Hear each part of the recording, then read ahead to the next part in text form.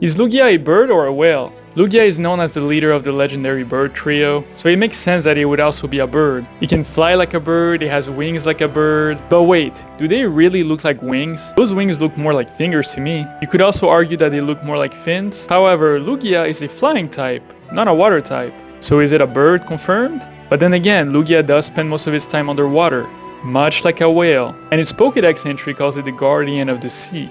It even looks like a beluga whale. Yet, Lugia's design also resembles the great heron. So is Lugia a bird, a whale, an aquatic bird? What do you think? Follow for more Pokemon content.